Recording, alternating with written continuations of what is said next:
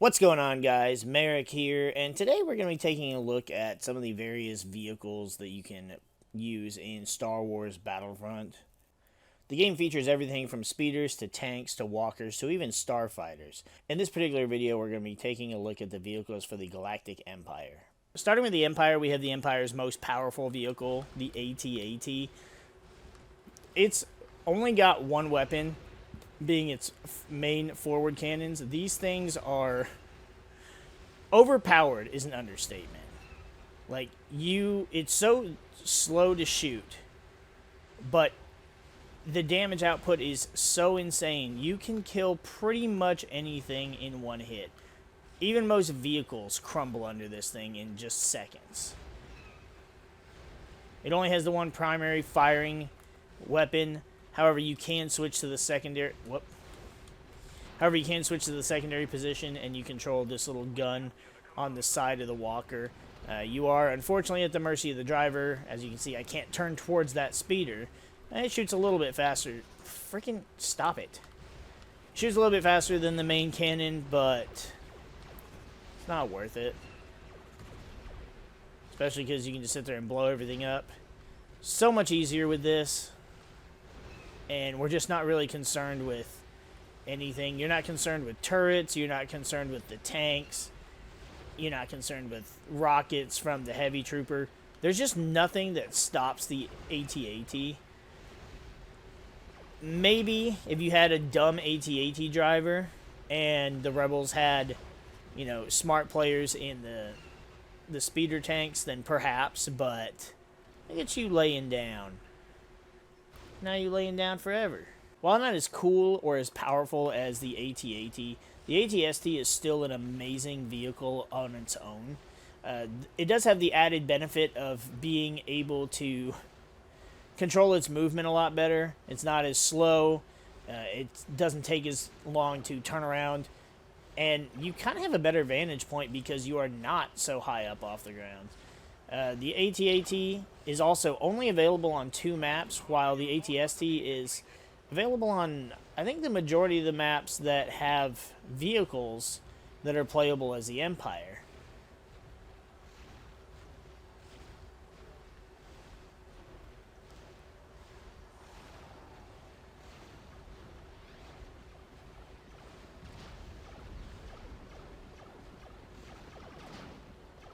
It does a pretty good job of taking care of the enemy's vehicles. The Rebel speeder just doesn't do a whole lot to it. And then, of course, you just obliterate infantry with it. It's almost not fair. The only reason that it's any type of fair is because it can be destroyed, unlike the AT-ST, or unlike the AT-AT that just won't ever die. It's just almost like not even bothering with the AT-AT, whereas the AT-ST, if you put enough rockets into it, you can get rid of it. See, those rockets there, they do hurt a little bit. This hurts them more. The AT-AT also has a secondary position, if I can stop hitting the wrong button. This lets you control the blasters on the sides of the AT-AT, on the sides of the AT-ST. I'm getting mixed up. But I don't like using it because then the AI that's in your secondary position will then take over the walker itself and move you around, and it's really hard to use those side cannons when you can't even control which way you're facing. While not as fun or as cool or as powerful as the AT-AT or the AT-ST, we've got the insert whatever letters here tank. I don't remember what it's called, and that's not really important. It's a tank. It's alright. It's got your standard blaster cannons. You've got missiles. The missiles do pretty good damage to enemy vehicles. And the secondary position has, like, frick, I can't stop getting out. Has this kind of like laser cannon on the top. I find it funny that it shoots green in the first game, but and then in the second game it shoots blue. Almost like they changed the beam's color to match how they changed the command post color. Kind of interesting. Didn't really notice that until just now. It's not a bad weapon. It's not a bad vehicle. It's just really slow. And the floaty movement of it, I'm not a big fan of compared to the amount of control I feel like I have when I'm using the ATST specifically. The ATAT is really slow and doesn't quite feel like it has the same amount of movement, but this thing just, I don't know, it's really floaty, and I understand that's, you know, kind of how they work in Star Wars, but it's not something that I truly enjoy using. It is fun to use the tank, though, because, I mean, you can still get some damn good kills with it. It's just not as fun to use as either of the walkers. The final ground vehicle there is to play with the Empire, and I'm not sure it's exclusive to the Empire, especially on, like, the Endor map.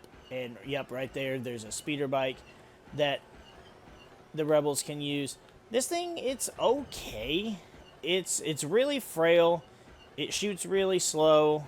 I mean, the shots are precise. Like, you won't have to worry about missing. If you miss, it's because you missed. It ain't because the shots are inaccurate. It's because you freaking missed. I think you can actually run over enemies with it as well. But look at this thing. It just drives so fast. See, we almost ran over a stormtrooper. It just drives so fast that you really don't have a whole lot of control over it. And it's honestly just better for getting from point A to point B. Although it is fun to just run around the map with it.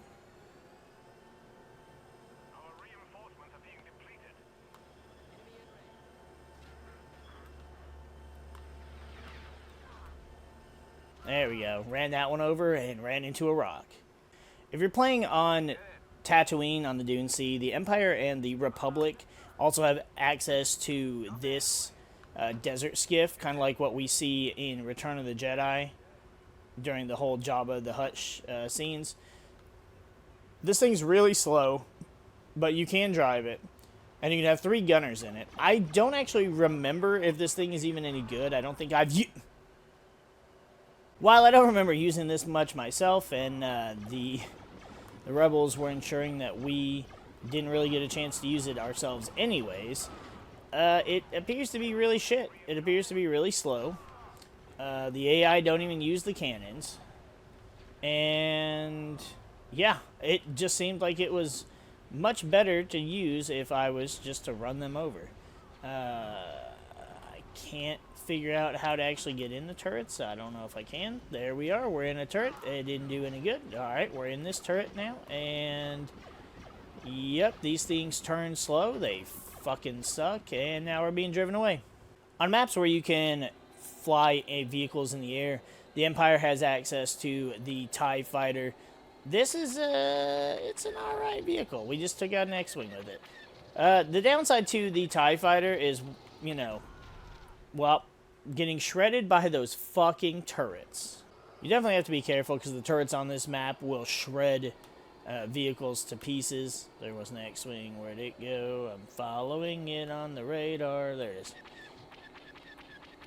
The downside to looking so cool in a TIE Fighter is that you don't have any missiles. You don't have any secondary weapon, which I know for a fact that the X-Wing does, and I believe the Republic's vehicles do as well. So the Empire and the droids kind of get shafted when their vehicles don't have secondary weapons. You also have access to the TIE Bomber, which is a good bit slower than the TIE Fighter. However, it does get bombs for its secondary weapon. So holy crap.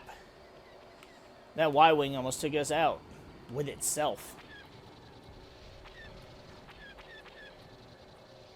So you do actually have an easier time taking out enemy fighters with it, but it does feel harder to control, and it's definitely slower.